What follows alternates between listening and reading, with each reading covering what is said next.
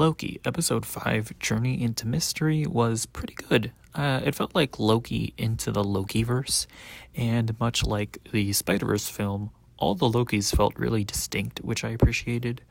And the Lokis that we see feel like personified aspects of Loki's personality. The child Loki represents Loki's childish urge to rule.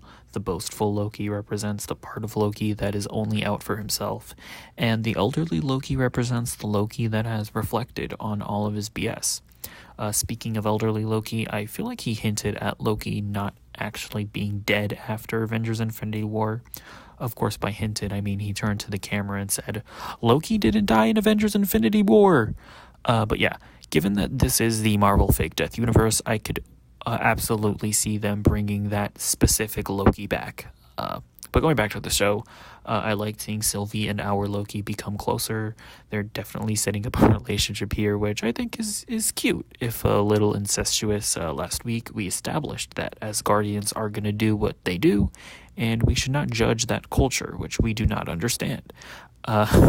We saw Mobius come back, although he didn't get too much to do, really. I assume that next week the two storylines we'll see are Loki and Sylvie confronting whoever's in charge of the TVA, and Mobius is probably going to confront Renslayer and try to convince the TVA employees that they've been brainwashed. I will say, however, that I'm not too convinced the TVA, I will say that I'm not too sure of what to think about Renslayer. I can't tell if she's genuinely trying to get to the bottom of who's in charge of the TVA or if she's still a bad guy. Part of me thinks that she's going to be revealed as the one that's in charge, or at least that she has known everything all along, because we've seen in WandaVision and Falcon and the Winter Soldier that every time we think there's going to be a big villain reveal, it just turns out to be someone that we've seen in the show.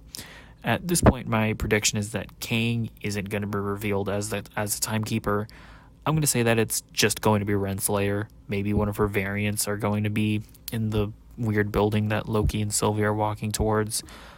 But yeah, overall, it was a good episode. Let me know what you thought about it in the comments below, and bye.